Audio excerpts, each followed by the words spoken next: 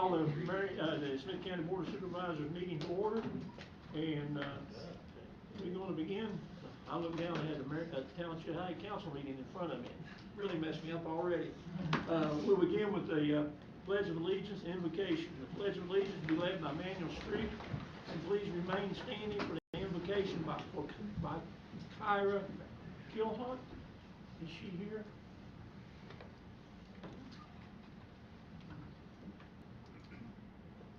Pledge allegiance to the flag of the United States of America and to the republic for which it stands, one nation, under God, indivisible, with liberty and justice for all.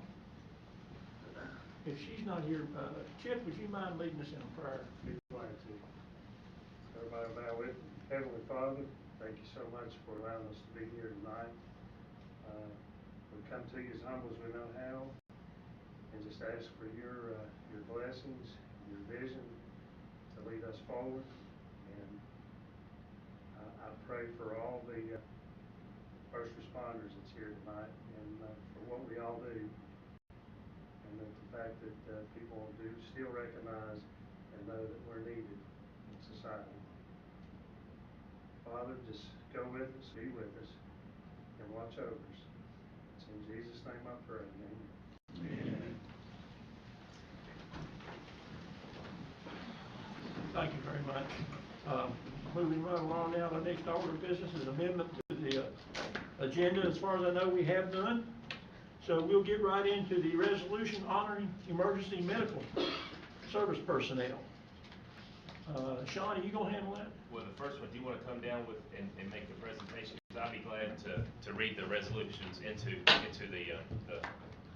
the minutes to make it official. First would be for the emergency medical service personnel.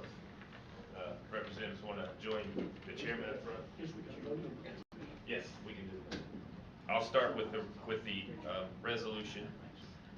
Resolution of the Smyth County Board of Supervisors in honor of all emergency medical service personnel. Whereas emergency medical services are a vital public service, and whereas the members of the emergency medical services departments that are ready to provide life-saving care to those in need 24 hours a day, 7 days a week, and whereas access to quality emergency care dramatically improves the survival and recovery rate of those who experience sudden illness or injury, and whereas emergency medical services since the 1950s has grown to fill a gap by providing important out-of-hospital care, and whereas the emergency medical service system consists of first responders, emergency medical technicians, emergency medical dispatchers, firefighters, law enforcement, educators, administrators, and other trained members of the public, and whereas the members of the emergency medical departments, whether career or volunteer, engage in thousands of hours of specialized training and continuing education to enhance their life-saving skills. And whereas in the past 2 years, the members of the emergency medical departments have stood to meet the challenges brought forward by the unprecedented pandemic, continued to meet the unusual workload, as well as the additional incidents brought on by the pandemic. And whereas it is appropriate to recognize the value and the accomplishments of emergency medical service providers by designating Emergency Medical Services Week. Now therefore be it resolved that the Smyth County Board of Supervisors hereby commend all emergency services personnel who serve this county for their dedication to the health, safety, and well-being of our county citizens, and be it further resolved that the week of May 15th through May 21st, 2022 be observed throughout the county as Emergency Medical Services Appreciation Week. All right, thank you very much, and be sure and go back and, because y'all will be able to hear, tell the rest of the crews that we appreciate them. We really Thank do. you for all this. Yeah, thank you. Thank you. Thank you.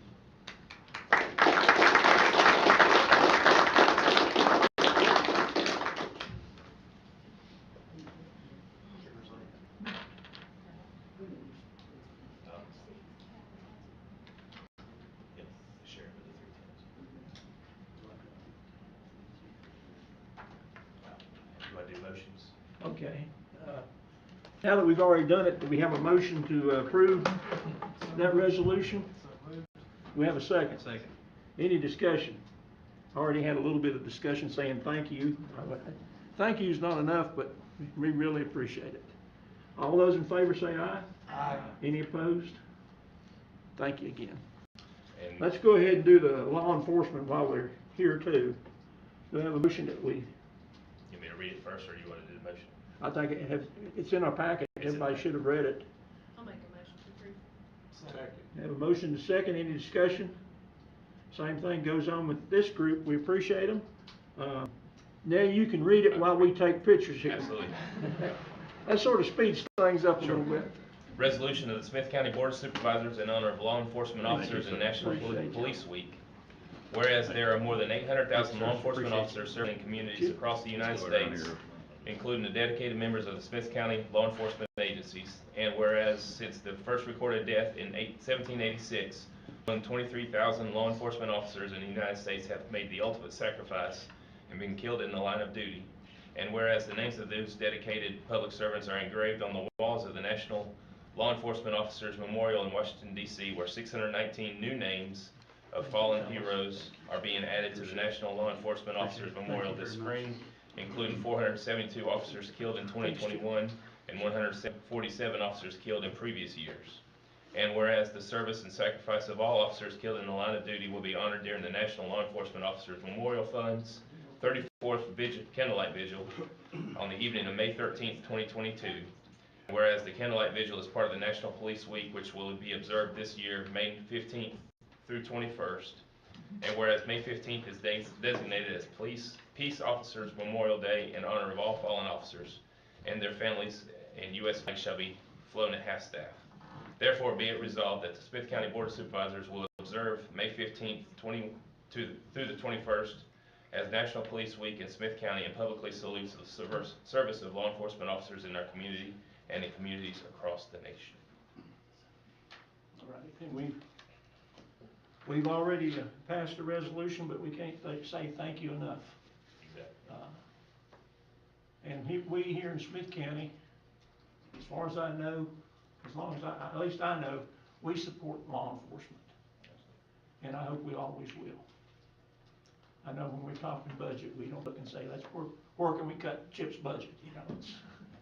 We just make sure it's reasonable. That's all we do. So we appreciate you. Having said that, we'll move on now. We have a public hearing scheduled for a general obligation bond thank you fellas again. We have a public hearing scheduled for the obligation bond for the transfer station. And I guess We have Mr. Rose here from Davenport. I'm going to put him in the spotlight. Thank you, Mr. Chairman. Again, David Rose. I was here a couple weeks ago. You may recall I indicated that you had set the public hearing for tonight. Happy to answer any questions, but we remain on track to close on in effect, the financing and the takeout that we talked about. Nothing has changed other than this public hearing is required in Virginia law anytime you have a general obligation. So that's why we're doing this. That was part of your schedule. And then there's just the approval of the actual resolution. So with that, I'm happy to answer any questions. Nothing new since the last go-round. How, I don't know what the word I'm looking for, how variable is the interest rate that we've been talking about? It's not. So the interest rate is fixed to the entire life of the term, but we have the opportunity, if we want, we meaning the county, of paying it earlier and also then adjusting the rate if it gets better. So we're here with the fixed rates. Okay, sounds good. Any questions for Mr. Rose? Hearing none, thank you. No one has signed up to speak. This is your chance to give us your 2 cents worth. Or your team. Or with inflation, maybe 10%. All right, I hate to say this, but we'll close the public hearing. Mr. Rose, I hate you drove all the way down, nobody asked you any questions. That's okay. We just need the resolution, Mr. Atkins. All right. So, and it need to be a roll call is going to be the approach. So just do that. Okay, on page 9 of your agenda is the resolution, and I'm not about to ask that be read. No, thank you. Hopefully everybody had a chance to read it. Do I have a motion from the board to approve this resolution for the? You want to suspend or the rules for public hearings for this public hearing Since region we've already closed it, I'd say so, yeah. for the, to be able to vote. I'll waive the rules. I'll make that motion to waive the rules. Wait a second. Okay. All right, we have a motion to waive the rules and vote on it tonight. Any further discussion? Hearing none. Now I need need a motion to accept the resolution. I'll make the motion. Okay, we have a motion. Do we have a second? Mr. Chairman, I'll second the motion. All right, we have a motion and a second. Any further discussion on this? Hearing none, all those in favor of the resolution as it appears in our packet, say aye. Excuse me, we have to have a roll call vote. Was, in Miss- particular order? Alphabetical by, If you got a list, or just call off. Mr. Atkins, Yay. Mr. Sturgill, Yes. Mr. Stevenson, Yes. Dr. Ratliff, Yay. Mr. Widener, Yes. Ms. Deal, Yes. Mr. Call. Yes. Thank you. Sounds like it was unanimous. All right, thank you all very much. Thank Be you. well.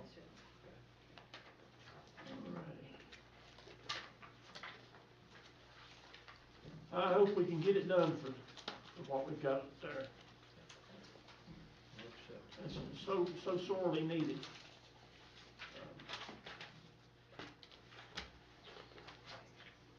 Moving on now to our proposed utility rate increase. I'm gonna just read this right now. We're in year 2 of the 5-year Davenport study recommendations for utility rate increases. This year's recommendation increase is 5%, although the Budget Committee has discussed cutting that in half potentially. The additional funding sets the county up to better be able to implement the expected recommendations of the water study group, or the water study by the Lane Group. The study is identifying areas of the county where our system is in need. While the new extension projects will be developed with the expectation of being able to pay for themselves, there will not be any new revenue available to replace existing water lines. The proposed increases moves the county in that direction. For your review and information, we have attachment 4 in our packet for us to be looking at, which was at a maximum of 5% increase. Did we have anybody sign up for? No, sir. Anyone here want to talk about the water study, about the water rate increase? Which if passed would become effective July 1. Hearing none, I guess we can close public hearing.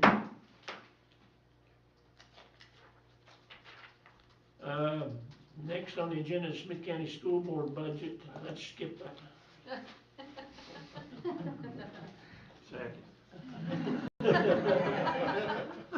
All right. Smyth County School Board budget. Following up the school board's budget presentation at the April 28th meeting, the Board of Supervisors will need to hold a public hearing related to their budget request. We announced it. It's been in, I know it was in the newspaper. Anyone here wishing to speak on the school board budget? I'll open the public hearing for the school board budget. Maybe I'll say something. You're gonna talk too. Okay. So, it has come to my attention, okay, just a minute. Charles Wasson, 321 West Center Circle, Marion, Virginia. I see that the facilities expenditure summary for operations budget, facilities has gone from basically 4.8 million to 6 million, roughly. I don't know what's all in that facilities budget, but I do know what's needed. And Smyth County schools, I think all of the schools, need to improve some of their athletic facilities, because as they currently exist, some of them are actually a danger to athletes, and they do not meet the standards that other schools in the surrounding counties have. So, example, recently there was a track meet at Patrick Henry, and they have track meets at Abingdon, but they can't really have a big time track meet in Smyth County because there's no facilities in Smyth County that people want to run on. So I'll just put a plug in for coming up with some money in that facilities budget to improve the athletic facilities for Smyth County if we want to maintain competitive competitiveness with surrounding schools, and if we want to help protect and raise the quality of athletes that Smyth County produces. Well, that's all I really have to say about that, but I think somebody else might want to say something too. All right, thank you. Before we go on to the next thing. Sure. Does the school board want to, we're a small group, and I know we normally don't allow, but do you want to I'll be glad comment on to, that? if that's okay. That'd be fine. Sure. That's- Do you we're want me small up or groups. here Come- or? come Sure. up and- Yeah. With athletic facilities, if you think back to when we started to see the recession, when it hit early on in around 2009, 10, 11, part of the issue was to maintain salaries. And now we're to the point that we can repair some facilities. We're using lots of our ESSER funds for roofs and windows. That money, as stated, we have in that for use for a new seating at Marion Senior High School for the baseball field. We also approved Monday night for a new gym floor for Marion for Marion Middle School. So activities are being looked at too with athletic facilities.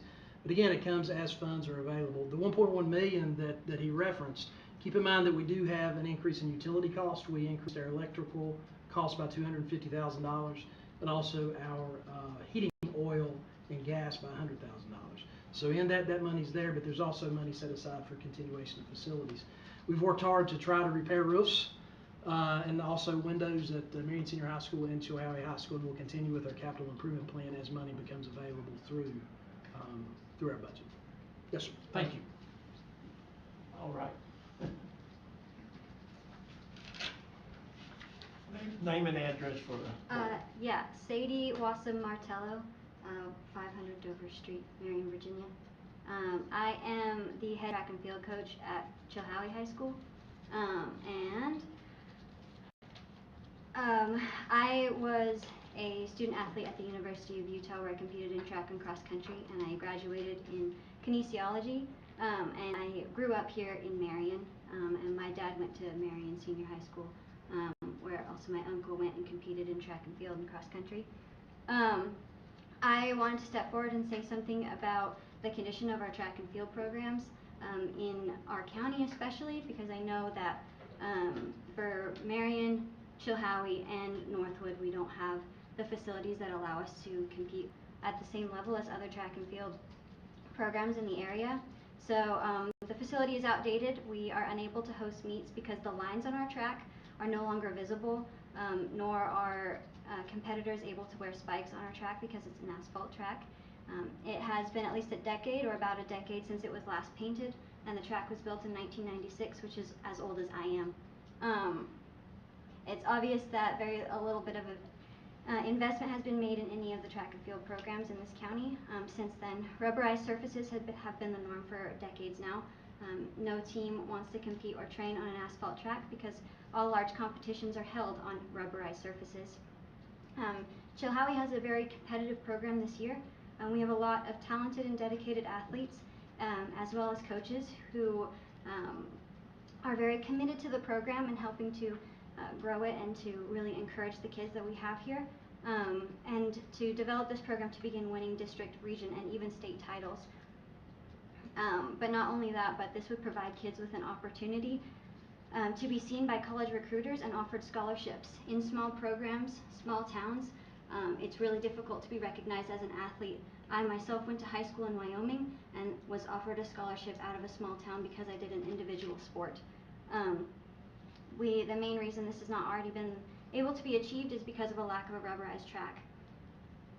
Without a rubberized surface, our kids are unable to practice in an environment similar to how they compete on an asphalt track. Especially, it affects our jumps and hurdle ability. We're not able to practice or even set up the 300-meter hurdles because the appropriate marks are no longer visible on our track, nor are our jumpers able to arrive at meets with their marks already set, because a new rule change does not allow them to run backwards on the track to set, which is how their marks are found, putting this group at a severe disadvantage, and needing to do multiple run-throughs, which exhausts them before competing, and risking scratching all of their jumps.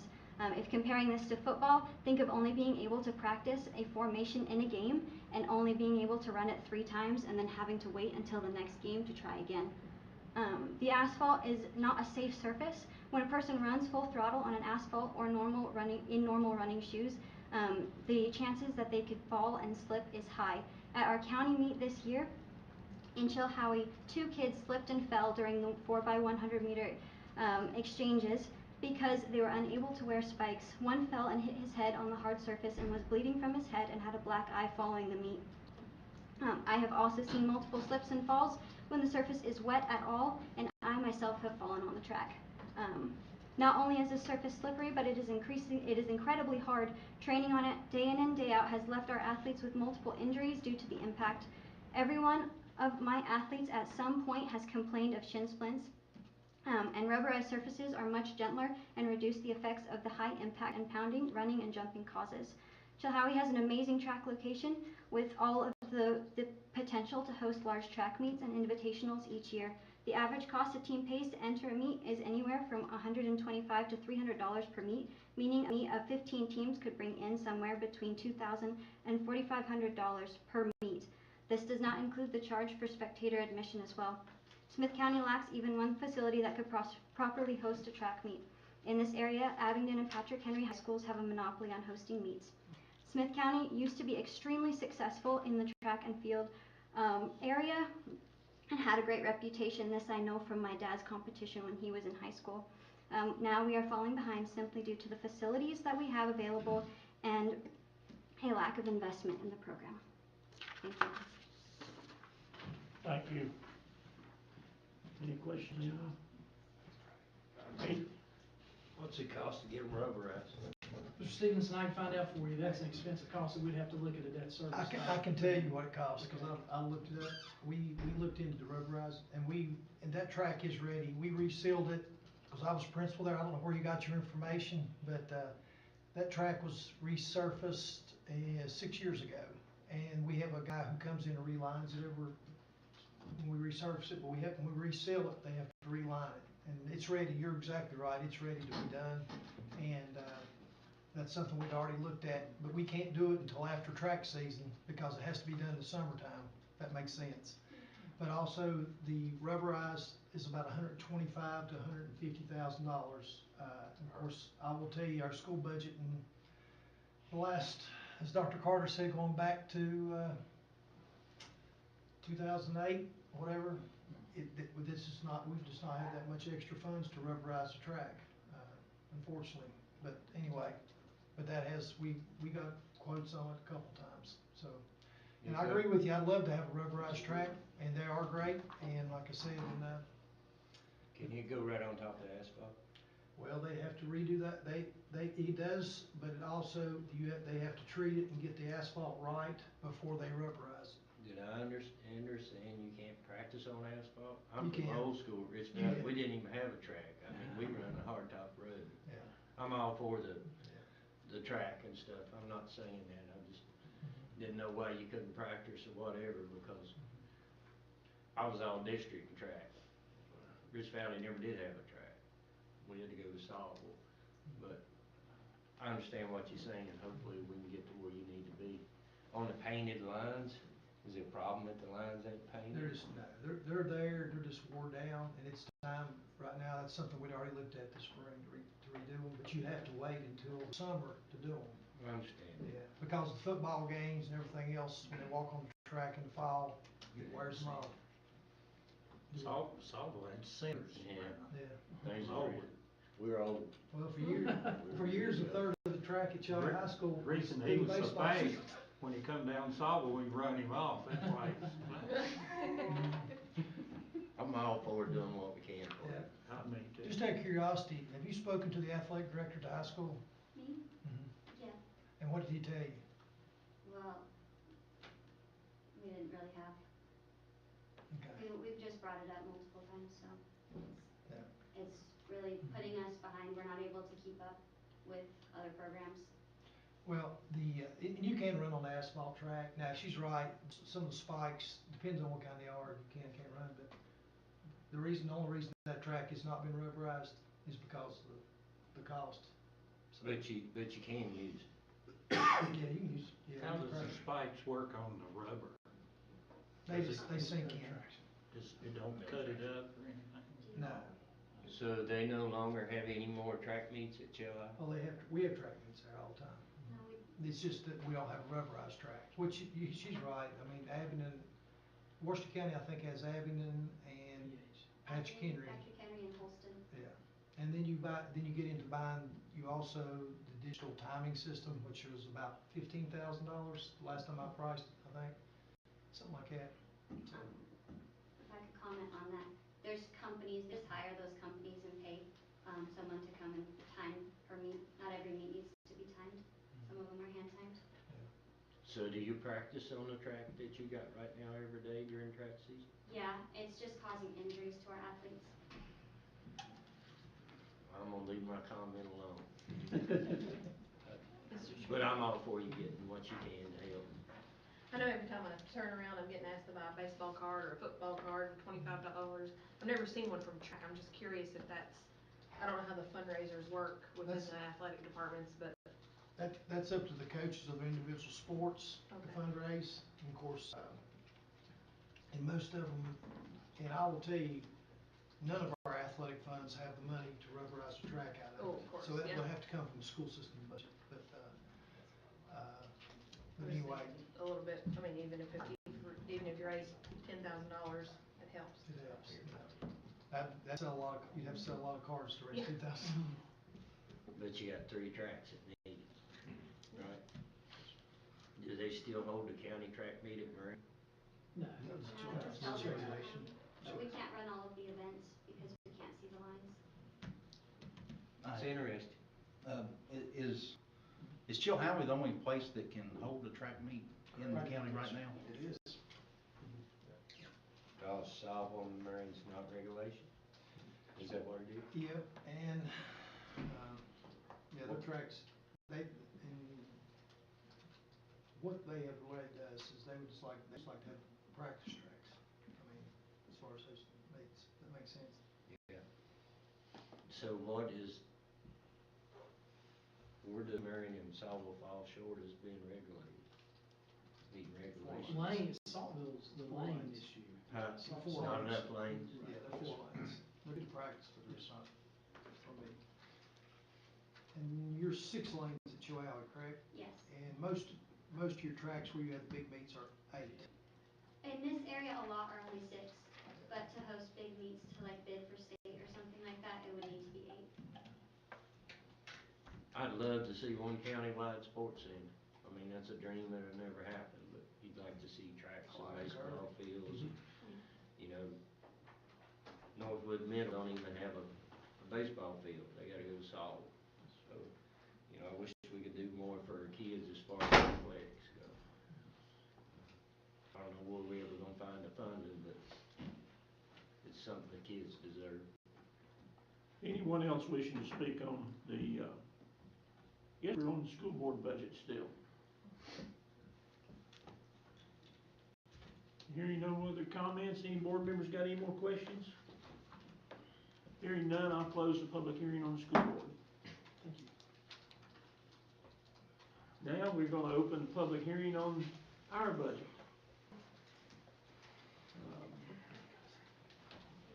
Anyone sign up for it? No, sir. I don't see a need to read all that. Unless somebody here. I would say nothing, at this point, nothing's changed from the last board meeting. Right, and the board has a copy of it in their packet. Any comments, any questions anyone has about the county budget? About the CIP or anything that,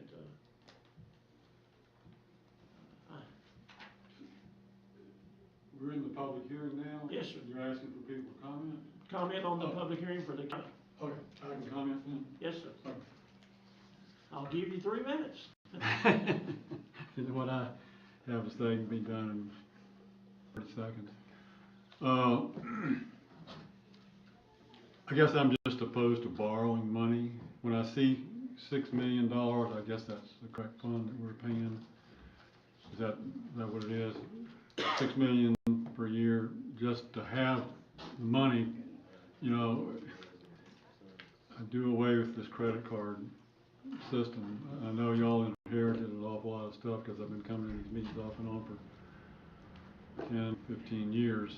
And, it'd sure be nice not to have to look down there and see that we're paying $6 million for somebody that's spending the money somewhere else. And, you know, if we just learn to save, get back to the old values.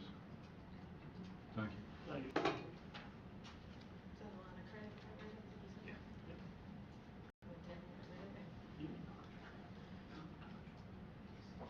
Mr. Chairman, I'll be happy to comment on that. I'm sure Mr. Wasson will be pleased. I'll give him just a minute so he can hear the comment. Just to follow up on what you said, we agree as the budget committee, and actually one of the things that we propose is to get rid of that line item because it's just money hanging out there that we don't always draw down on. So it construes the numbers in the budget a little bit. So that is something that we eliminated in this budget. We've gone from 6.5 million to 1.9 million for the debt service now, so that's a good thing. And I think a lot of us are conservative, like for the landfill, we're gonna finance part of that out of available funding and not do like they did in the past and borrow every penny plus some. We're actually paying for part of it out of the, you know, the old banks wouldn't loan you 100 or 120% of a project, and we're going to be a little bit more, we are going to be a little more frugal and borrow less than what the project cost, and if you can't pay for a little of it, you probably don't need the project. So that's sort of the attitude we're taking on the budget committee. All righty, I will close public hearing on the county budget. Now, do we need to waive and vote, or do we just wait? We'll have everything on the agenda for the 26th, meeting of the 26th. You're beating us to death with these budgets. All righty, moving on now to the minutes of the previous meeting.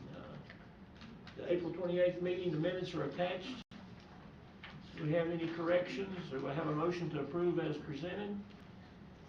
To approve. Have a motion, we have a second. Any other discussion, comments? Hearing none, all in favor say aye. Aye. Any opposed likewise? Abstain. Okay, we have one abstention. Financial status report, Ms. Richardson. Thank you, Mr. Chairman. As noted there on your agenda, we do not have the reports in time to include them in your packet, but I do have the information here. You have it there in the dais in front of you. And I'll just review the bank balance. The bank balance at the end of April was $20,003,419.48. That does include the 2.9 Arfa funding. That's about $653,000 ahead of where we were this time last year. You also have your water, sewer, collection, and uncollected county taxes there in your packet, as well as the treasurer's accountability report and the expenditure and the revenue summary. That's all I have. Any questions?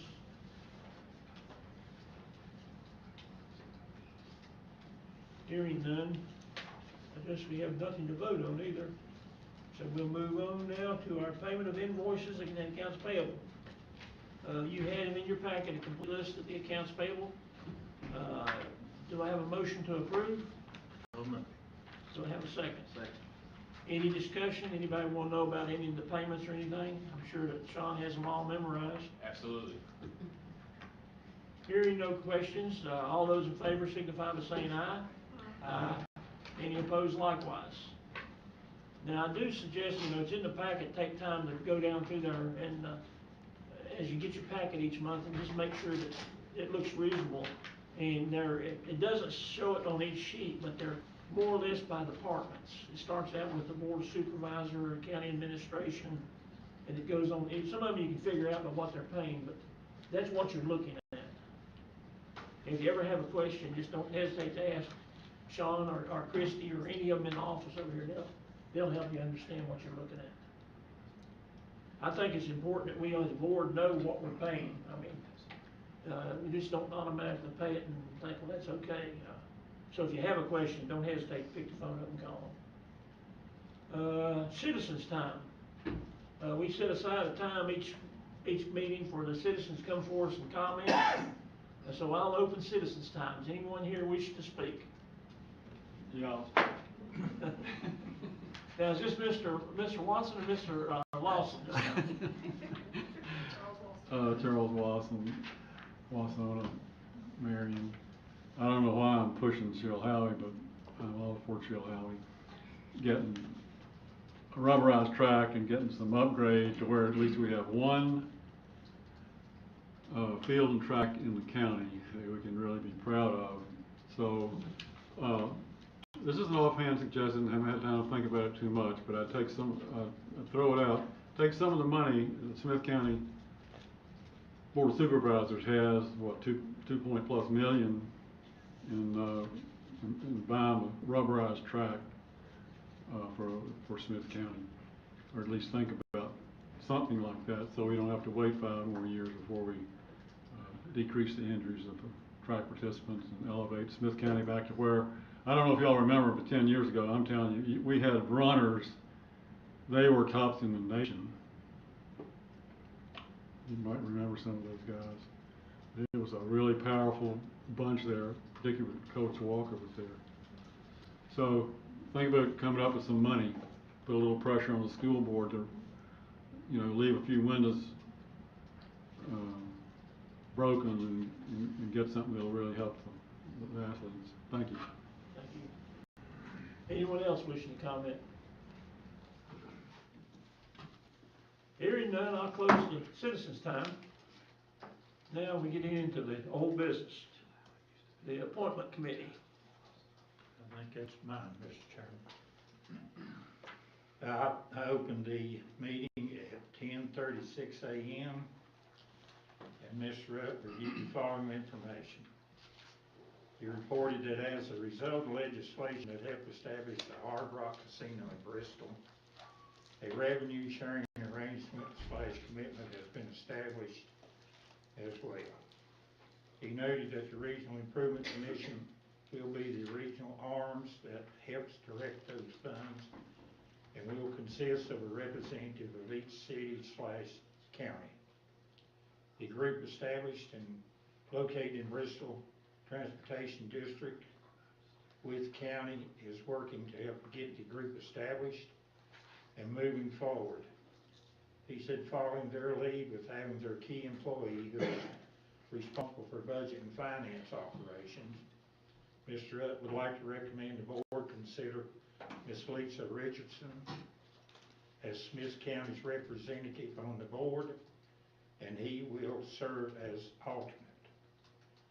The Royal Oak District Supervisor Courtney Wagner asked that the project gaining revenues were expected to what the project is expected to be, and it was between $500,000 and $1 million estimated per annually. That's when it's in full operation, Mr. Chairman.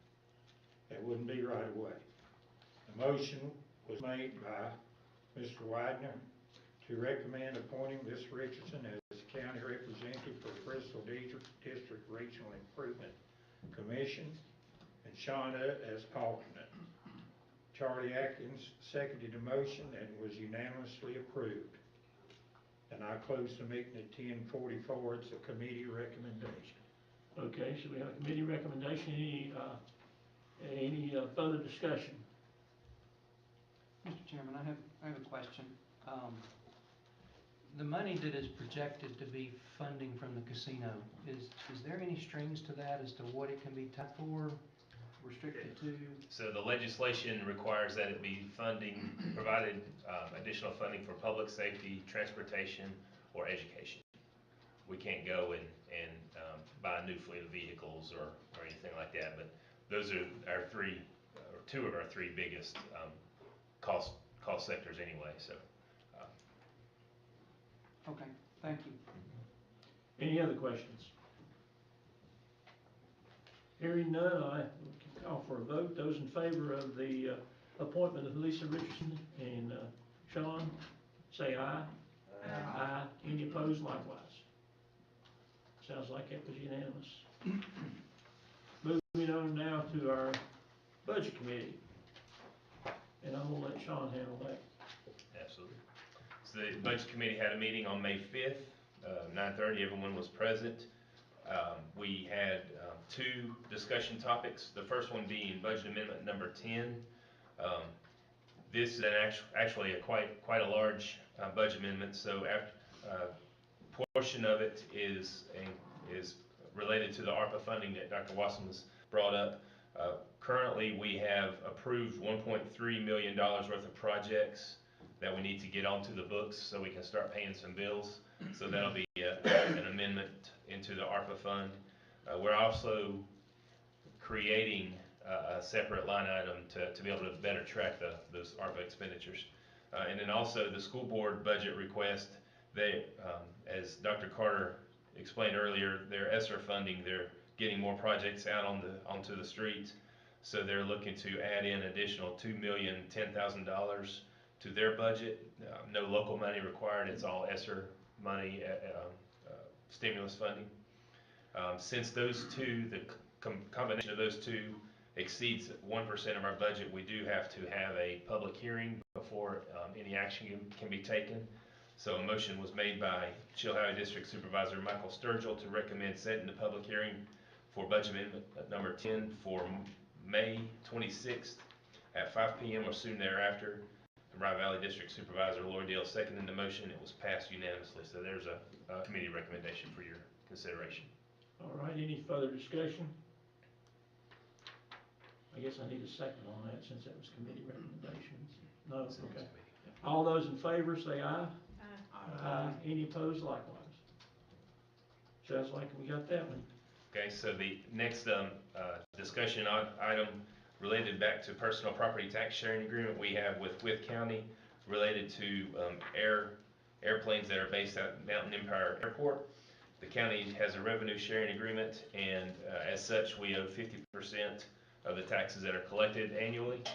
In total, we collected $55,926.74 and would owe $27,963.37 to Wythe County. Motion was made by Chilhowie Supervisor Michael Sturgill to recommend approving the payment to Wythe County in that amount, and Rye Valley District Supervisor Lori Dale seconded the motion.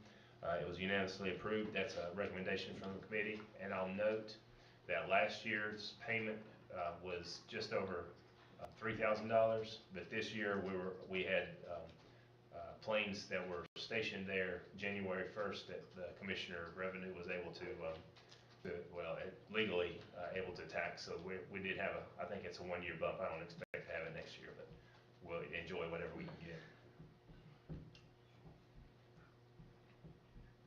Do we get anything when the military planes, or anything from the military because we don't have landing fees, we're not allowed to in the state of Virginia, but.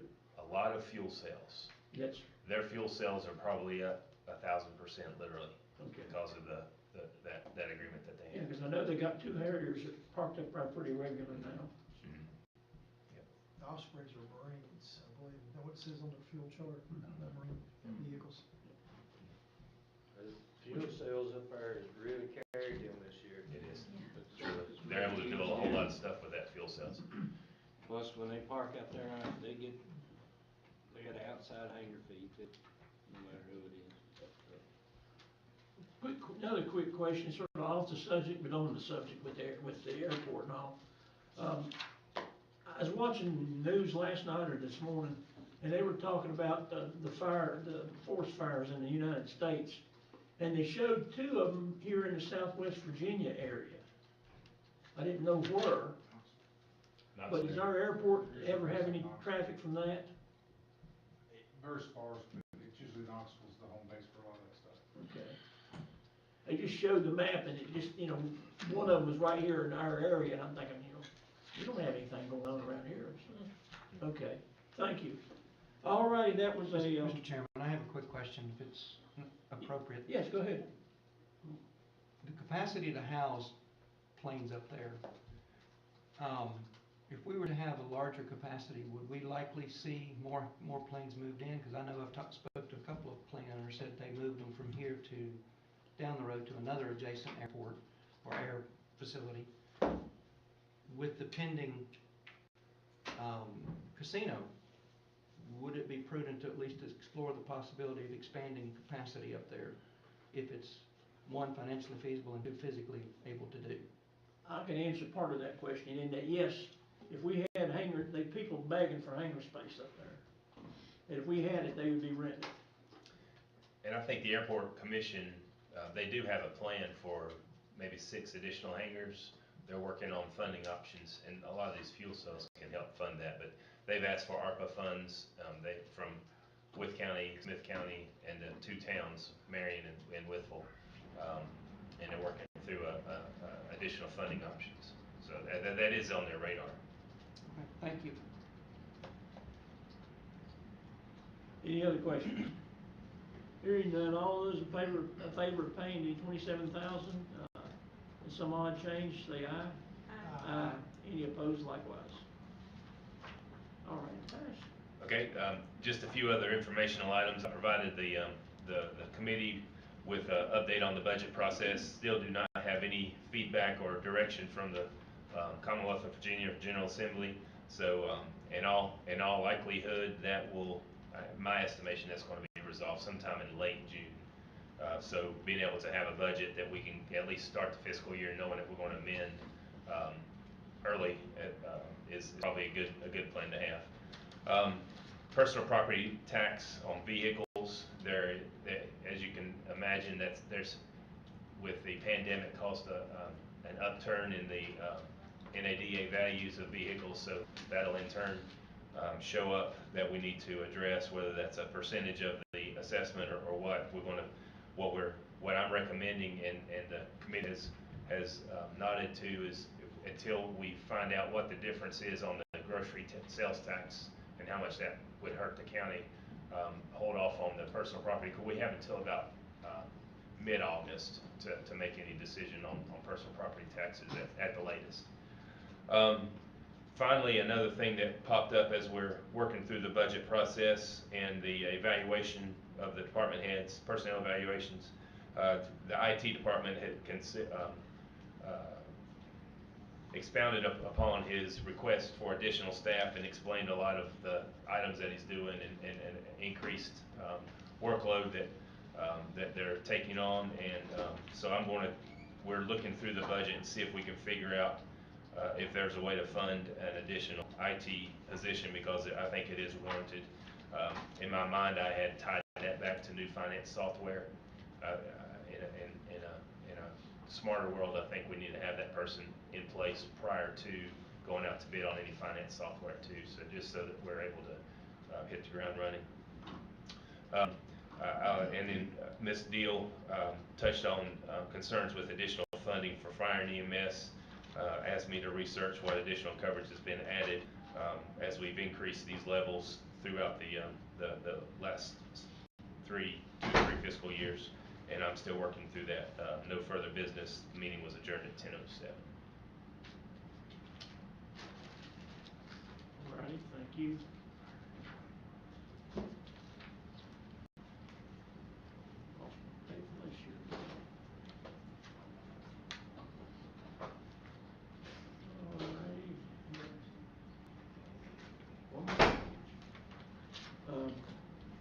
Public Safety and Broadband Committee, Lord, I believe that's you. Yes, thank you, Mr. Chairman. The Public Safety Committee met on May the 5th. I called the meeting to order at 1 p.m. We did have a special guest with us that day, Ms. Jenna Dunn. She is the Blaine County 911 Director and Emergency Services Coordinator. The first item we discussed is the Hollidition Smoke Detector project. We all know this tragedy that recently happened there in the Hollidition with the fire. Typically, after a situation like that happens, the Red Cross comes in to conduct what they call a smoke detector blitz. So the Red Cross, in partnership with us here at the county and the Virginia Department of Fire and Programs, as well as the Iowa Fire Department, Marion Fire Department, and the Virginia State Fire Marshal's Office, we all got together actually after the Public Safety Committee meeting and discussed this smoke detector blitz. It's going to take place on Saturday, May 21st. The meeting place will be at Gethsemane Baptist Church. We will meet at 9 a.m. there in the parking lot. And then at 10 a.m., we will begin going door to door in the neighborhood to do education and check residents of the Hall Edition to see if there's need for detector installation. If there is a need for that, there will be volunteers to install those detectors. So the county's involved in planning and providing logistics as needed. So if anyone's interested in volunteering for that, just let me know and I'll connect you with the right folks. Again, that date is Saturday, May 21st. And we appreciate Gethsemane Baptist Church for allowing us use of their space as the headquarters for this event. And if anybody has any questions, feel free to reach out to Curtis Crawford, our Emergency Services Coordinator. Any questions about that? All right. Moving on, the next item of discussion was the reason that Ms. Dunn from Blaine County was in attendance with us. We discussed the possible partnership of a tower in Ceres. They too have an issue with emergency communications in the southwestern corner of Blaine County, which is right there bordering Ceres in our county. So this tower will be a partnership. It could be eligible for grants or even consideration with county talks with AT&T. The next steps in the process, we get a small group together to identify sites and decide which one would serve best. Mr. Udd advised that he felt the county would be interested in partnering with Blaine County. It was also even brought up that maybe even bringing Tazewell County in, depending on the location of the tower and how it could benefit them as well. So we're going to be working on putting coverage maps together and exploring that partnership a little further. The next item, actually, Paula, I sent you an email. I was hoping that chart that we passed out at the meeting would be in the packet, but it's not. I just emailed you. The map? Yeah, no, not the map, the hydrant study results. Yep. I emailed it to you if you don't mind to pull it up on the screen. Me saying it is one thing, but seeing it in person is a little bit more alarming. So I just wanted to show the group. So while Paula pulls that up, I'll kind of go over what we discussed. Mr. Crawford has been working with Mr. Utt and Mr. Street in our GIS office with statistics and maps that have been created to show structures that are covered at this time by hydrants in Smyth County. Further statistics will be emailed out to break down these figures to show by water provider the coverage areas. Mr. Utt advised that this information is being shared with the Lane Group and it will be incorporated in the upcoming water study. As you can see, the highest coverage we have comes from Saltville, which kudos to them. The second would be Marion. Chilhowie's numbers are skewed just a little bit because the majority of their service area is actually in the county. But if you look at the town limits of Chilhowie alone, they're more in like the 95% coverage. Then we have Atkins at 39%. And this is structures within 1,000 feet of a fire hydrant. And then we have Nebo at 21%, and then very last on that list is Adwolf, which is covered by the Thomas Bridgewater service area. And I know this has been a hot topic, especially since the tragedy in the Hall Edition, but those are alarming numbers. 16% of the homes, or 84% of the homes are beyond 1,000 feet. So we certainly have some issues there and want to work together and better the coverage area for our citizens. But I did want to point that out because it was a topic at our Public Safety Committee meeting. With that said, Supervisor Wyden asked about the Hall Edition and the bridge project. Mr. Crawford advised that VDOT, the railroad, and Thomas Bridgewater are working to move the water line that crosses the railroad on the current dilapidated bridge. Discussion ensued on the placement of a hydrant in the Hall Edition on the side of the railroad, and I do know that Thomas Bridgewater is working on adding a hydrant, but we also feel like the county needs to also look at options. And for those of you that are familiar with Railroad Drive, there is a culvert that comes out from under the railroad right near our sewer pump station that's on that road. And if you come on the other side, on the south side of the tracks, the town of Marion actually has a water line running through there. So we discussed the opportunity to speak with the town of Marion to see if there's a way that we could work together and maybe even put a hydrant there at our sewer pump station. So I just want the citizens in that district to know, I'm speaking for myself, not this whole board, but I think you all will agree, we recognize the issues and want to certainly help any way we can. Any questions or comments about that? All right, moving on to the radio feasibility study. Mr. Shannon has advised the radio task group is looking at the study and making final decisions. The open question remains between a UHF and a VHF system. Maps were provided during our meeting showing the coverage for the two projects, or the two on a P25 system. Mr. Widener asked what in the study indicated the percentage of service calls, and Mr. Williams advised data is from 2019 to 2020. Mr. Widener responded that a call response over time could shift in different areas and there could always be a chance for bad coverage spots in the county, and we all agreed. After a long discussion, we decided, or actually Mr. Virgil made a motion to recommend moving forward with the creation of the RFP to include a P25 system with the options of VHF conventional and UH trunking that meets the required number of channels that was proposed, and the purchase of subscriber devices for each apparatus and the working positional seats per unit. Royal Oak District Supervisor Courtney Widener seconded that motion, and it was unanimously approved.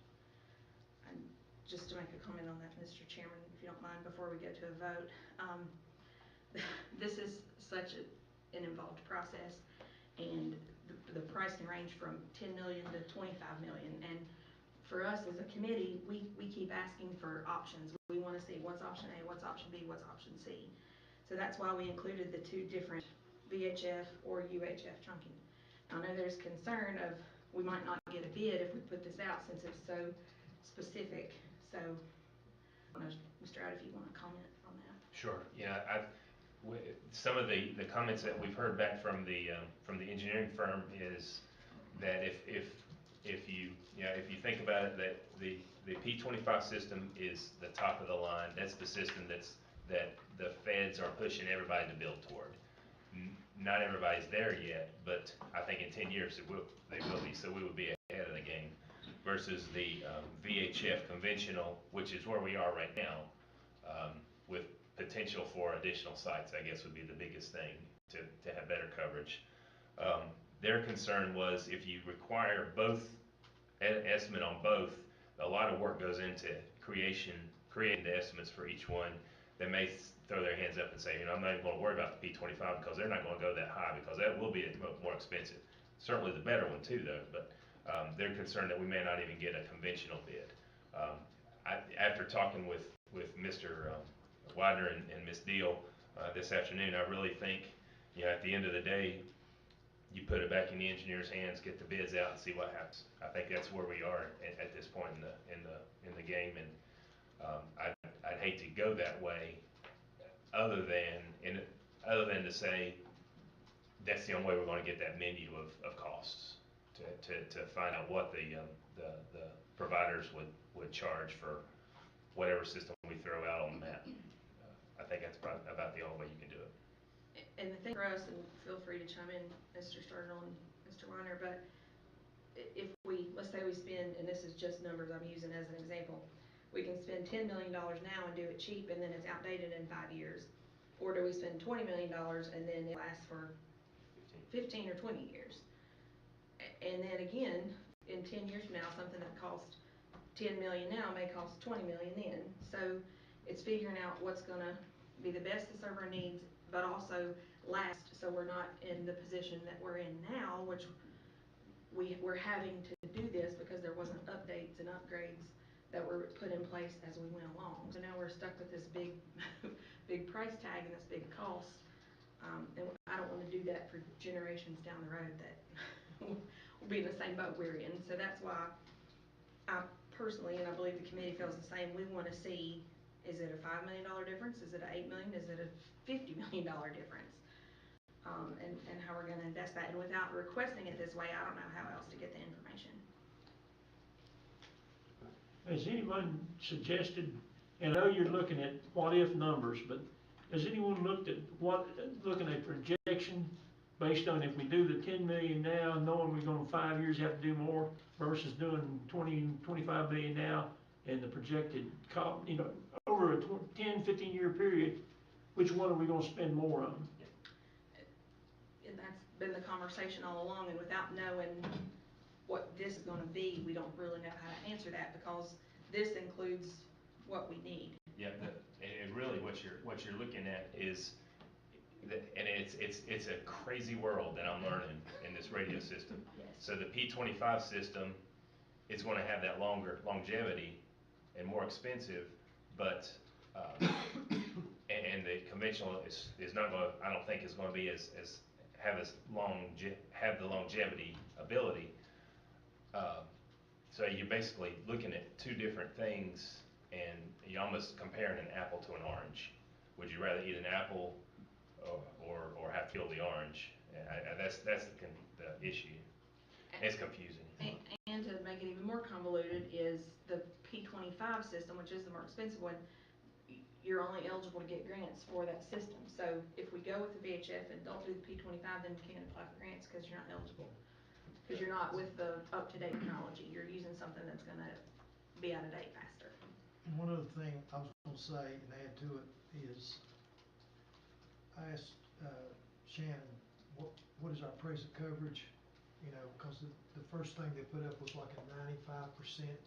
And if he said if we dropped like 2% of coverage down to 93, that we could maybe, it would only maybe save us on 2 towers. But I asked him later what our percentage of present coverage is right now in the county. And Lori, I know, was in on that call. He said 40 to 45 is all we have right now in the county, is our present coverage is 40, 45. So one thing we'll have to decide as a board is at what level percent of coverage in our county do we live with? Does that make sense? Anything we That'll do is have a gonna be big better. direct cost bearing on what the cost of this project will be, along with what Lori said. So those are all things. It is one of the most complicated puzzles of anything I have ever seen. So, but the RFPs, Mr. Rep, are they being developed? They're working on pulling the data. They're basically waiting for this feedback from the board of supervisors, and to be able to finalize. We should, I want to say, was it 60 days after they get the feedback, we'll have the bid documents pulled together. So they're kind of at a pause right now. Mr. Chairman, I have a question. Go ahead. There was a mention of the P25, excuse me, was qualify for grants. What do the grants range in? Or what, let me back up, rephrase it. What is a realistic expectation of a grant? Do we have any idea of what they may? So the only way we know that they qualify is the P25 system is what's being spec'd out by FEMA and the Department of Emergency Management, or Homeland Security, I guess, on the federal side. I don't know what level if you're looking at a $1 million or a $10 million grant, but we do know that $1 million or $10 million would not be eligible or not be available if we go conventional. But we don't know if we're going to spend, P25 costs $20 million and conventional is $10 million. I'm just grabbing numbers out of the air. And the P25 is only going to give you $5 million worth of grant. You still have $15 million that you have to come up with versus 10. So the question is going to be, is that 10 million at 80% coverage good enough, or 15 million with 90% coverage? I think that's going to be the bigger question.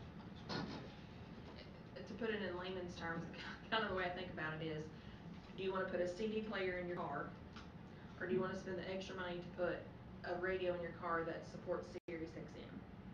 I was going with 8-track myself. Well, or 8 tracks, or do you want a VCR, a DVD player, or a smart TV? That's kind of how I put it in layman's terms, because that's really where we are. Like, will a VCR get us to what we want?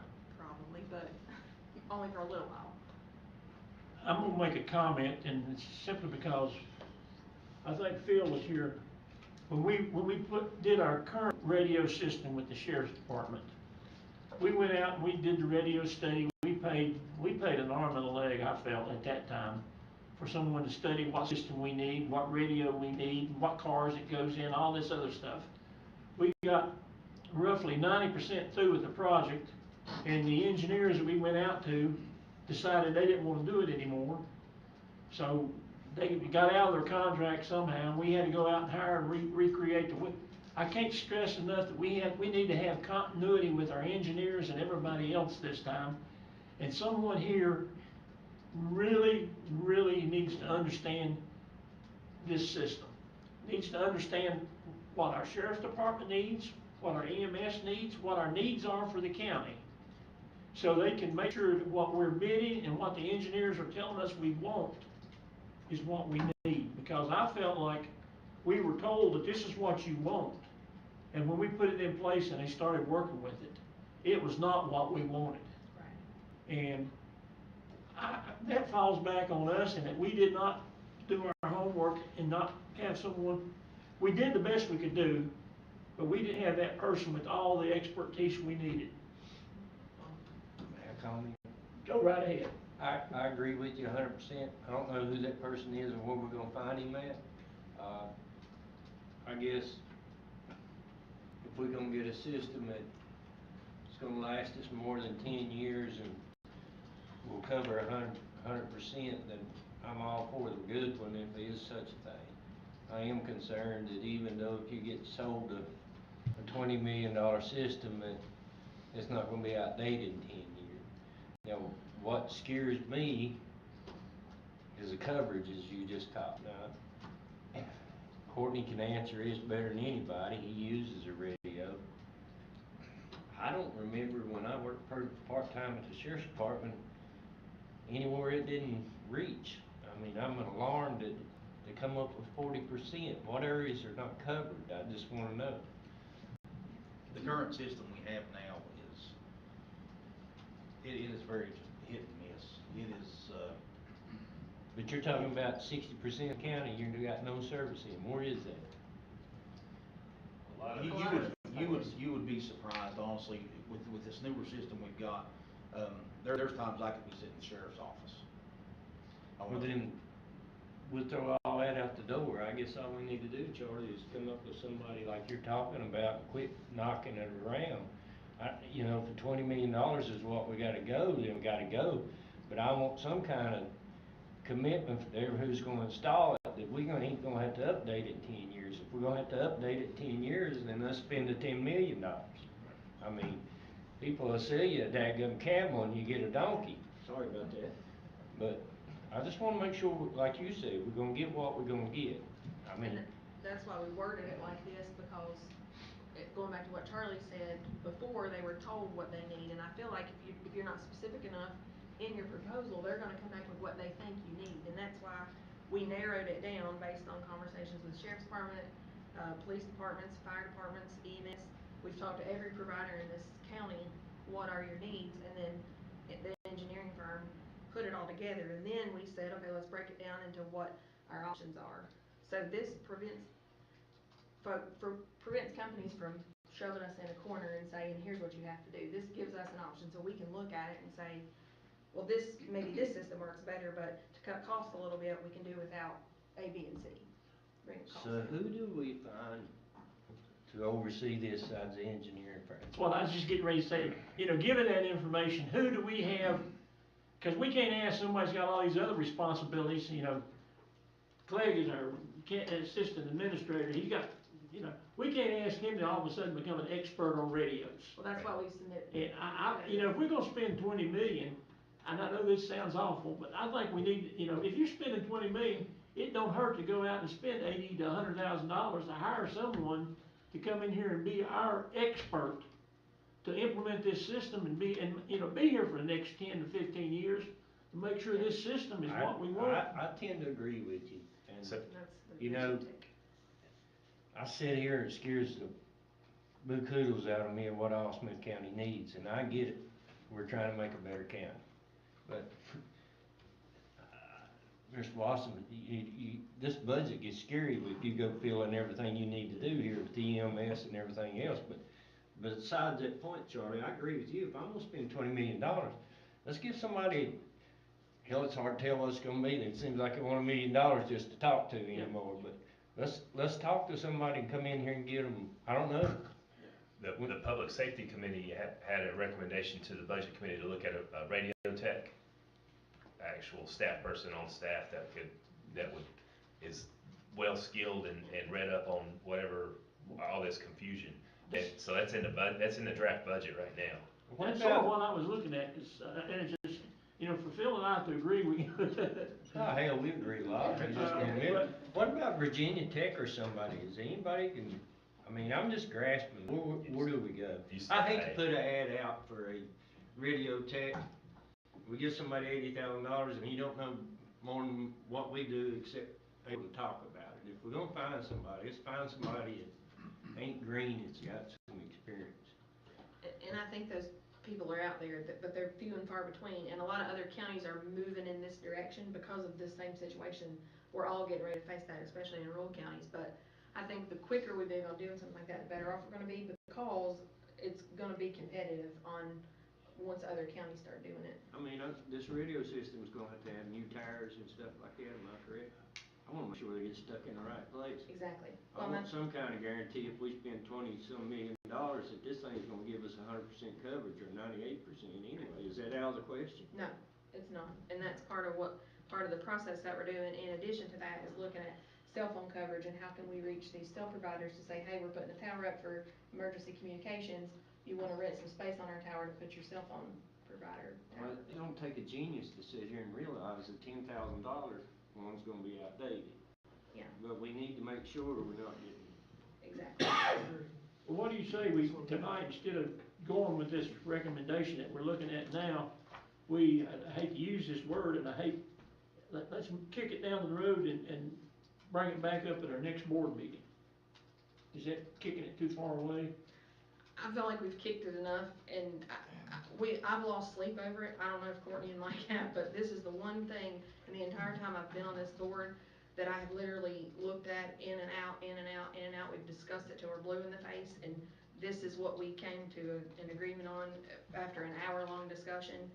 And, I mean, we're welcome to kick down the road if y'all wanna keep talking about it, but. What I was gonna say is, and I agree with Lori, what I'm trying to figure out is, you know, system, what percentage coverage we want, and if we get RFP, and we wanted to word the RFP so that we get it back, and we can see, we decide here at this board, what can we live with, what percentage, with what can we afford, does that make sense?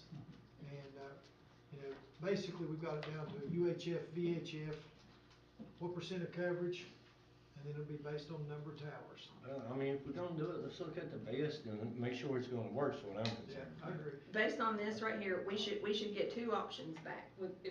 If somebody responds to this RFP, they should say, here's option one, and here's the cost, here's option two, and here's the cost. Let's go with it and then go from there. All righty, we have a committee recommendation, and I'm gonna read it so we.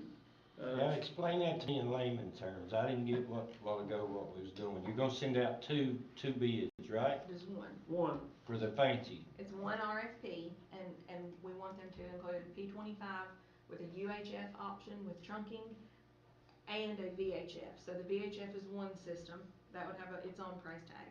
The UHF with trunking would have its own price tag. So that would be the two options that we could look at and see, here's what percent coverage we get, here's the equipment that we get that goes with it, here's how many towers it would require, and it would specifically line out those two choices, and then we would narrow it down at that point, which one we wanna go with. Then both will be the P25. Yes. So both systems would be eligible for the grants. Well, let's move forward. Let's quit kicking the can down the road. It make me gray-headed sitting here talking about $1 million. Let's just get on with it. You know, when we get to the point when we get what all we're asking for, then we'll make a decision on what we gotta do. Cause then we can go back and eliminate and say, take off these 10 things and knock off $4 million off the price tag. What about a maintenance agreement? That'll be part of the bids. It's in it already? No, it'll be part of the bid documents. Well, that's what I wanna make sure you get Yeah, a maintenance absolutely. agreement in there. Cause we want somebody else climbing those towers, not us. Yeah. What happened to the repeaters that all these mountains had on them years ago? Yeah, they was on Walker Mountain, they was on Brushy Mountain. Yeah, we still have six sites. Oh, okay. And then the sheriff's office has 3 or 4 additional sites specific for their system. I knew the Salville Rescue Squad had them years and years ago, and they could talk all over the county with them. Just up their hand there. All right, we have the motion to recommend moving forward with the RFP. Any more discussion? Hearing none, all those in favor say aye. Aye. Those opposed? I hear no opposition, so we're moving forward. All right, thank you all. I know that's a lengthy discussion, but I appreciate the feedback. The next item we discussed was emergency medical dispatch. Dr. Bruzo advised that the system is well ahead of his planned timeline. The quality assurance is progressing properly. He advised that a policy is in the works to clean up the use and procedures for calling for air transport in the county. And then I advised that the fastest, quickest unit available is the best for our citizens. So that's what they're gonna move forward with.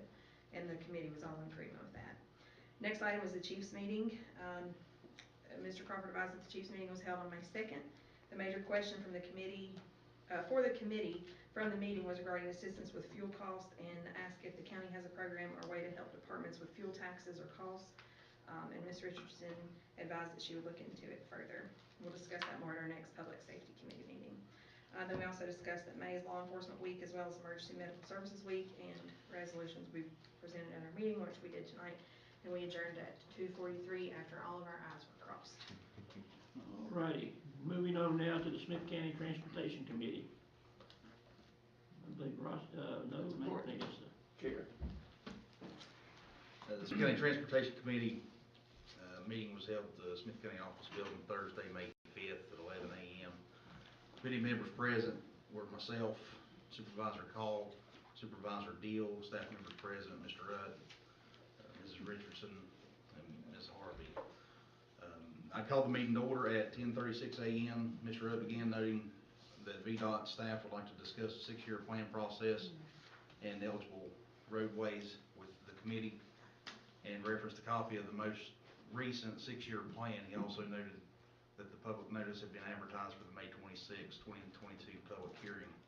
Alan Sumter, who is the residency district engineer for VDOT, discussed the 6-year secondary system plan and said for a road to qualify for paving, and this is roads that are already state maintained, it would have to have a traffic count of at least 50 vehicles per day. Mr. Sumter provided brief updates on current projects and asked the committee to come up with what roads they would like to have paved and added to the 6-year plan for 2028. Mr. Sumter also added that funding in this program is for unpaved roads only. The committee discussed the traffic count handout provided by VDOT that was a few years old. They requested VDOT for an updated list and requested several new traffic counts throughout the county. The committee discussed various roads in the county regarding the 6-year out on the 6-year plan for future road paving projects. The following were suggested: Carriage Lane, which is in the Rye Valley District, Stillhouse Hollow Road in the Saltville District, and Cliffview Road in the North Fork District. The committee also discussed the bridge project in the Hollidition area with VDOT and the timeline to which VDOT answered the project is still a few years out from being constructed, but has been funded. With no further business discussed, the meeting was adjourned at 12:27 p.m. Could you elaborate on what I asked about the switching the roundabouts? Yes, we did mention as far as the bridge that is planned to be constructed for the Hollidition, that's going to be on the McMullen end. We did ask about that being a precedence versus the roundabouts. And the issue is, at this point right now, is apparently where we're in the region, the I guess regional bridge division, yes, has to come up with that. So there may be some phone calls or something that we can make to try to get that. It's two different funding agencies, two different departments. I wouldn't kick that can around too much and lose the roundabouts. That was a grant and a thing. That money can't be transferred to the bridge. I'm all for the bridge.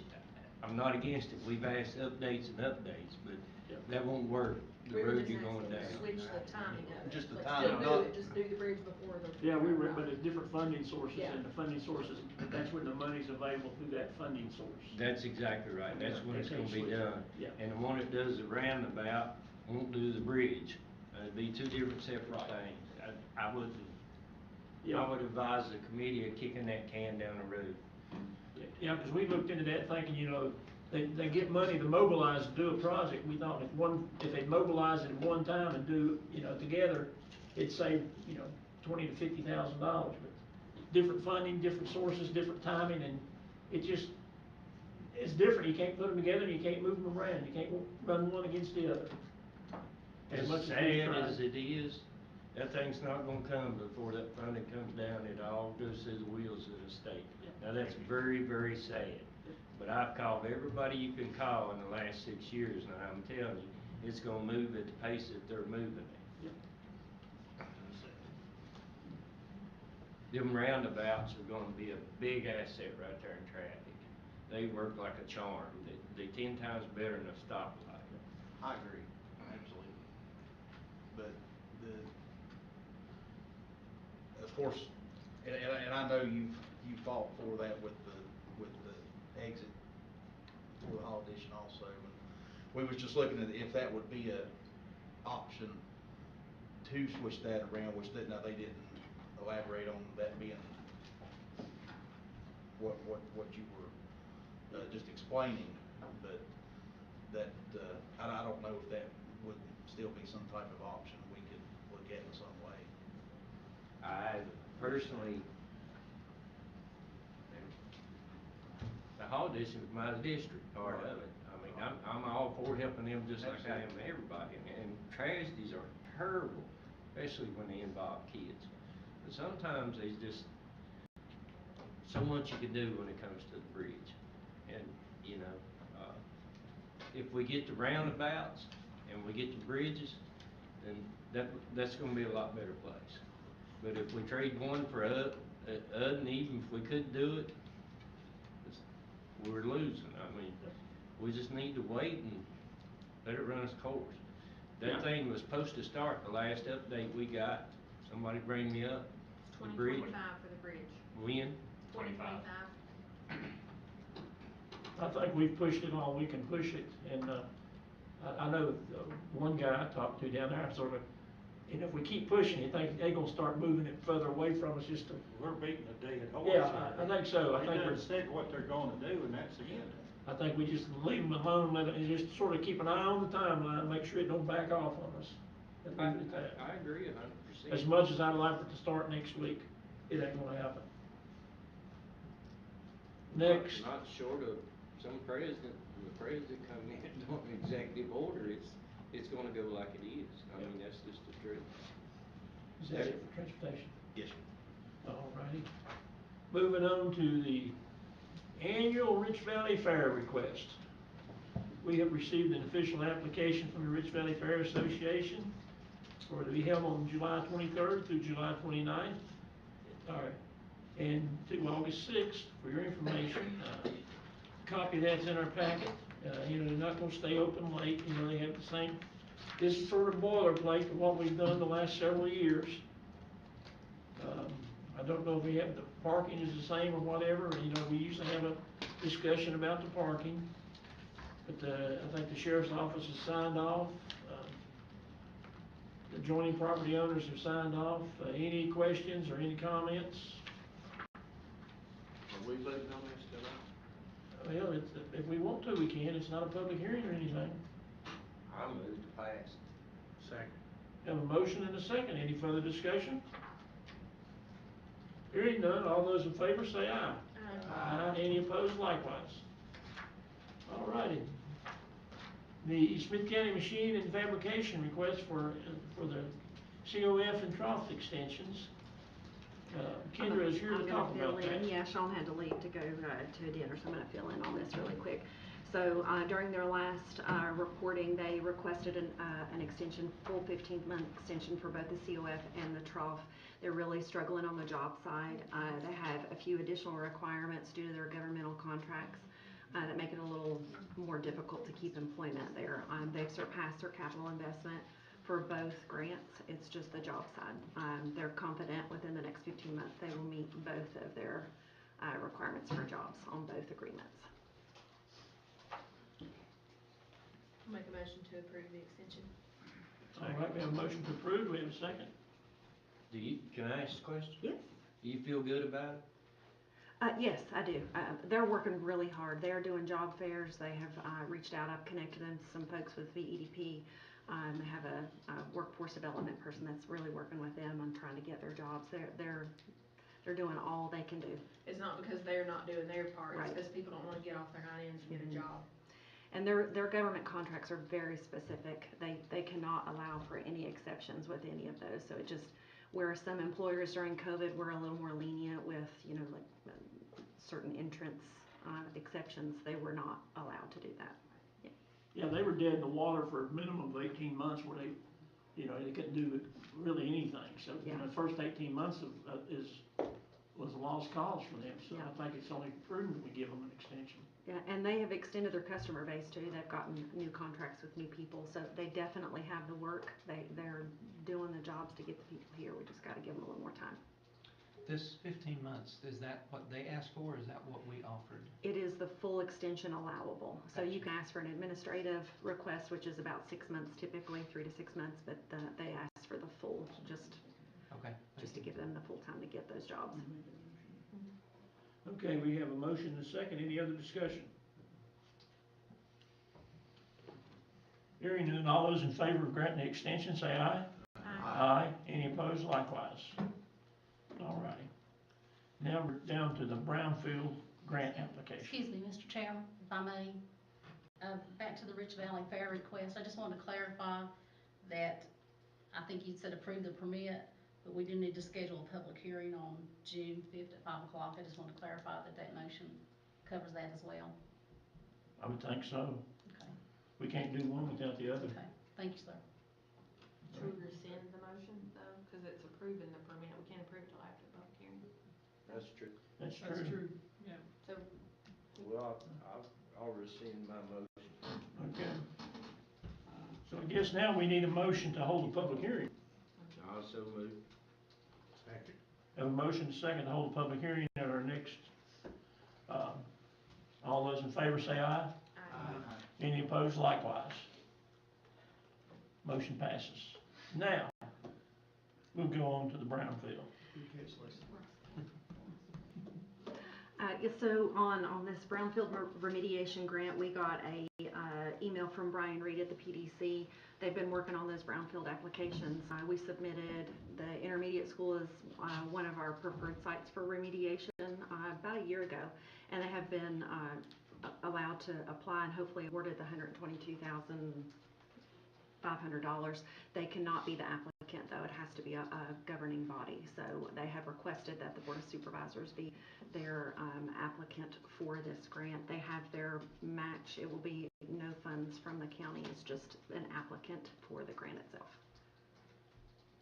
Mr. Chairman, clarification, the term remediation, is that a euphemism for they're gonna take it down completely, or they're gonna go in and try to refurbish it? This portion of the grant will cover asbestos removal. That's the largest part. With the ultimate goal of removing the whole? I can't speak to structure? their ultimate goal on what their plans are, but I know in past discussions, that was a potential end result. They're saying with Jim, yeah. But everything else would be removed? I think so. That's my understanding. I'm on board with that. Yeah. Any more questions? I guess we need we need a motion for us to act as the physical agent for this? Applicant. Applicant? Yes. Okay. second. Have a motion and a second. Any further discussion? Now you guaranteed no money out of our, It is no money out of your pocket. other than what we have to pay the school so they can. Thank you all. All those in favor say aye. Aye. Any opposed, likewise. Okay. He's been quiet all night, but we're gonna give our county attorney a chance to speak up. I'm not going to say much. I'm continuing to work on the ongoing tasks, so hopefully we can make some progress in zoning. We're slowly working on trying to find people to serve. So, along with miscellaneous other things and people sending me stuff to do the next day. So, I'm giving Kendra a hard time, but that's the job, right? So, but we're slowly going at it. That's all I have, Mr. Chairman. All right, thank you very much. County Administrator, staff, does Lisa or Craig want to comment? Craig, do you have anything you want to? No. No, no, sir. Nothing to report? Nothing to report today. Didn't do anything all month. Supervisor comment time. I'm glad they don't clean these little things up.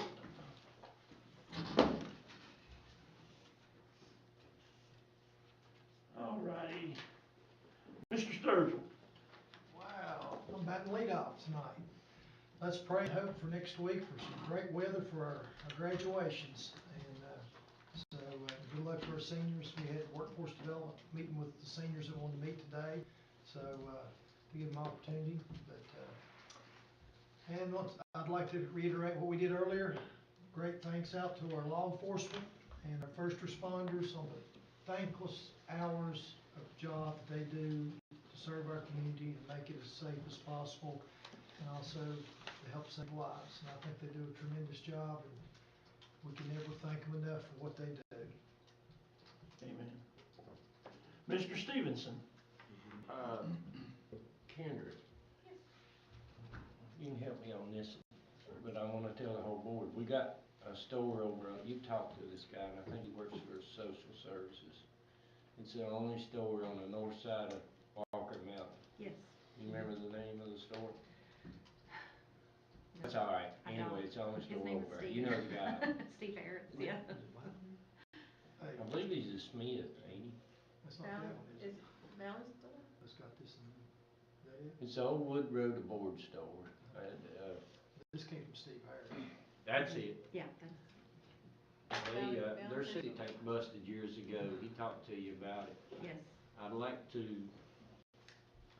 get Sean or whatever we do. They can't get nothing there to get any help on design and stuff. These are good people. He's a good guy. They're doing a real good job. Yeah. It'd be a shame to lose the only store we got on the north side of the mountain going to Tazewell on the back of the drag. I believe that Sean was checking with SEERCAP on some funding options for him. I can definitely follow up with Sean and see if he had any communication with them. If you would do that, I'd appreciate it. Reach out to Mr. Harris, and I told Mr. Harris that he needed to probably hire somebody to come in there and come up with a plan on what it's gonna cost and what it's gonna do. Yeah, that was the last advice I believe that Sean gave him as well, was to try to get an engineering firm to come do some design work for him to get some cost estimates. Yeah. Will you reach out to him? I definitely will, yes. Is that out of the way, Mr. Chairman, to ask No, her that's to fine. do that? It's the only store on that side of the mountain. Crabtree's closed. Crabtree's is closed. I went by the. Rita's is closed. But as far as the back of the dragon goes, that's the only one, and they're wanting to expand and stuff. We'll definitely reach out and help them figure something out. Maybe somewhere, some money can come up somewhere or another to help them out. I think that Sean felt pretty confident in SEERCAP. I don't know what their programs are specifically. I've never worked with them before, but we can definitely try to find something to help them, for sure. Well, if he's went to sleep on it, will you poke him a little bit? I will, yes, yep. Try Mount Rogers Plan. We reached out to them also, yeah, I think at that time, but we'll do it again, because it's been a little bit. They've got water and sewer money for Clean Water Act. We'll follow up with both of those folks. Thank you. You're welcome. That's all I got. Mr. Wagner. Well, I didn't really have anything to say, but I'm glad to see that we're getting ready to start moving with this radio stuff. This has been a big concern for many of us, and I'll tell you from my side, working with the dispatch center and everything, hearing the issues with the radios that we have, and even at times knowing there's been an officer or rescue or fire member that has tried to get out for whatever reason and not be able to. I think we owe to them and their families and everybody in this community. There's nobody on this board that's not affected by this radio system. There's nobody in this county that's not affected by this radio system. So we need to make sure that, you know, we do our due diligence and do everything in our power to make sure that we get the best we can for our county, understanding that it can be very expensive, but you there's, at the end of the day, there's really no price we could put on a life. And, if it ends up, for some reason, being $20 million, and that's what we gotta do, and we agree on, then so be it. Because just as like I said, it affects everybody, but also most people in this community has a family member or a friend who is utilizing these radio systems daily and depend on those for their lives. So we just need to make sure that we get this moving forward as quickly as possible, but also making sure we're doing the best for our citizens. Other than that, I appreciate the recognition for the law enforcement, EMS, dispatch, and animal control, and everyone we've been able to do the past couple of months. I think that's a big recognition that is very much appreciated by these individuals, because they're a lot of times they're in the negative light, and they see and deal with a lot of bad things, and sometimes just getting that positive reinforcement from either county officials, citizens, or whoever just may be what that individual may need for that day. So I just want to say that I appreciate us being able to move forward and recognize everybody on that. That's all I have. Mr. Ratcliffe. Thank you, Mr. Chairman. A couple of short comments. I want to commend the Public Safety Committee for their hard work and diligence in trying to work through a very tough subject, very polarizing on many fronts of the telecommunications. Good job for all of you. The other thing is, I know that we don't like to see taxes go up or rate increases on anything, but I want to publicly state that I'm for the 5% upcharge or increase, because I think that money could go towards funding, or potentially could go towards funding our needed hydrants as we develop the water structure here, infrastructure. So I'm not a big fan of raising taxes, but this one I can see an end game for the money. And lastly, I got here early today for another meeting, and I was sitting in the parking lot, and I noticed the flags flying outside the building here, and I think it's time we take a look at replacing them. They're looking a little tired, a little worn. If we're talking about a $100 million budget, we need to find a couple $100 to get new flags to be respectful of our country and our servicemen and women that's fought and died and lived for our country here. And maybe even start a regular replacement of those flags so they stay crisp and neat and properly maintained. Not being a veteran, I think that's the least we can do for our fellow veterans in the rooms and in the county and in this nation. Mr. Chairman, thank you. Thank you. My turn. Public safety, I do appreciate the whole committee. I keep going back to when we did it the last time, and it was it just was not well thought out. And one thing, I'm glad to see y'all spending the time and effort going through it this time, because I think it is so important. I want to thank this whole board. I feel like we're working together. We're all going down the same road, going the same direction, and we're handling the problems now, and we're not leaving it for the future. We're building things for the future, and I'm tickled to see that. And then finally, in reference to the flags there, I think we'll talk to VFD, they will help us with that. So if I get a chance, I'll talk to Turk and see what we can work out there. And that's all I have to say. I'm just thankful for this group. I think we had some good discussions. We're not afraid to state our minds and then have somebody tear us apart. So thank you. Lori, it's up to you now. Thank you, Mr. Chairman. Just to follow up on Mr. Weiner's comments about public safety, and yours too, I do appreciate the committee who spent lots of grueling hours going over this, but it is important. And for those who don't know firsthand, there have been situations, actually both of them in my district, very tragic motor vehicle accidents where the ambulance couldn't communicate with dispatch, and they were literally having somebody run down the road to the closest house to use a landline phone to get to dispatch. So it's like living in the Stone Age. And then the time that Mr. Widener found the vehicle of the gentleman who abducted the little girl out of Tennessee, he didn't even have radio service to tell dispatch, hey, I found the car. So he had to leave to go to a spot where he could get radio service and hope that the car was still there when he got back. So it's just bad situations that we don't need to put our law enforcement and EMS personnel in. So I do appreciate everybody's time and effort to make sure that we're doing this process properly and best to serve the citizens. Again, reiterating how much we appreciate our law enforcement and EMS personnel. I know they miss their child's ball games and have to get up in the middle of dinner and eat a cold meal later after coming back from answering a call. They sacrifice a lot to keep our community safe, so we appreciate them.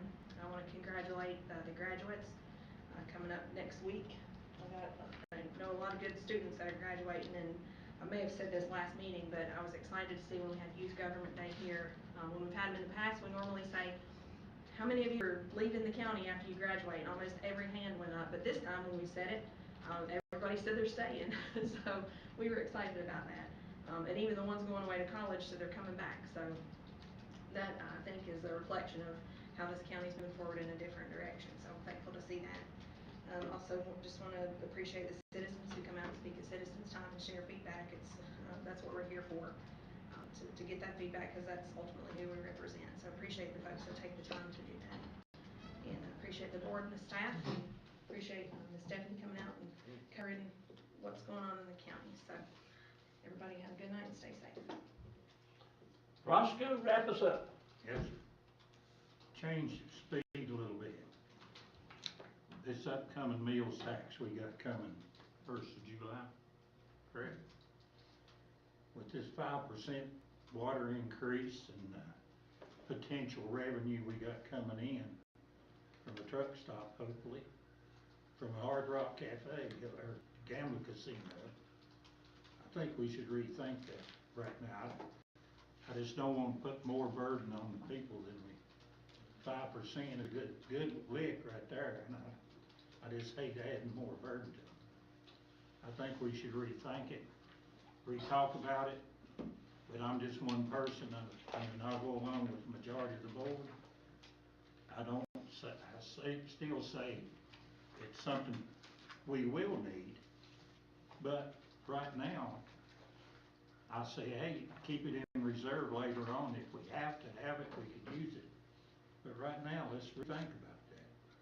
Because we done put 5% on them, and we're getting this potential revenue, which could make a big difference, you know. I just say, hey, let's give the people a break this time, you know.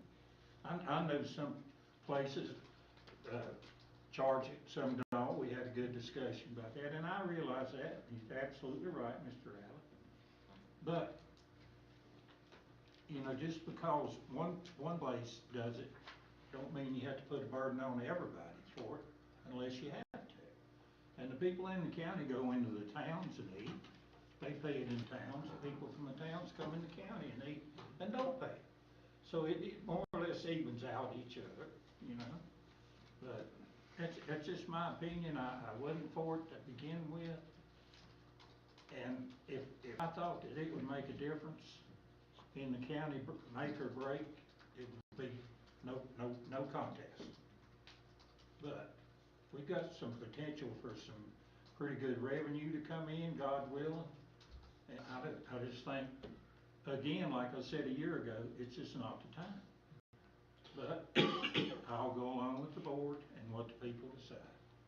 God bless each one of them. Thank you. Hey, Charlie, can I just say one thing? Go ahead. I've already had my turn, so I won't, if you don't want me to. Go ahead. I agree with Roscoe. You know, inflation right now, it's just terrible. Dog food went up $6 a bag yesterday. And, you know, you get back to the water increase. I hope we at least cut it in half. I mean, everybody's getting hit, high fuel and everything else. And we can still put in hydrants, and that money, that 5% ain't gonna get our hydrants in. There's a lot of reason hydrants work at certain places. And there'll be certain places that you can't put hydrants because you don't have the flow of water. We may have to come up with a dry hydrant. But I hope when we go home, before we vote on the budget, we study on what a strain people's in right now financially. I mean, everything's gone up. And I appreciate you letting me speak again. I done had my turn. That's fine. Can I say one last thing? Go right ahead. I want to thank you all for coming tonight, okay? And, I'll tell you, as soon as, I'm sure, and I can tell you, Dr. Carter and I work closely together, and as soon as we can afford to put a road right, we will have one. Because he and I have tried hard to upgrade our facilities everywhere in all sports, but, as soon as we can find the funds, we've sent out quote after quote after quote, trying to find a way to do it, so I agree with you, it's needed. As soon as we can afford it, we will have it, all right? And since everybody's getting a second crack at this, I'm gonna take one. I agree, someone said it here tonight, and if this would have been said 5 years ago, it would have been, headline news. Someone made the comment that if we can do a rubberized track in Chilhowie, we need to have one track in the county as a program, for the program for the county. 5 years ago, Marion would have been mad at us, Saltville would have been mad, everyone would have been mad. Now, I believe we're working together enough that, having said that, if we can do that, if we can get a quality track in Chilhowie, which is the easiest place to do it, I think we would be in favor of that. That's Jesus calling, telling you gave us the money. But I just wanted to add that 2 cents. Anybody else wishing to speak? If not, we're gonna go into closed session. Do I have a motion to go into closed session? So moved. You had to read it Yeah, every time? we have You wanna to read it? I'm not reading it. No, ma'am.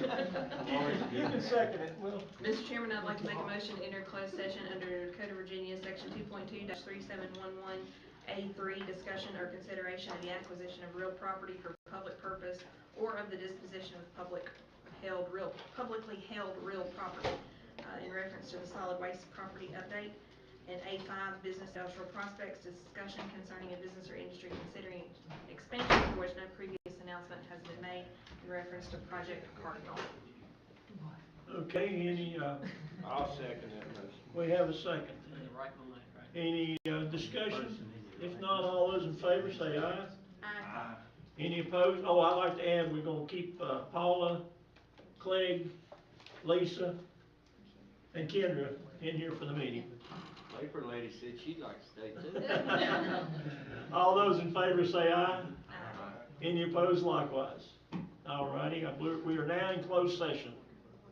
Just a second before you say anything. Okay, now we can talk. And who's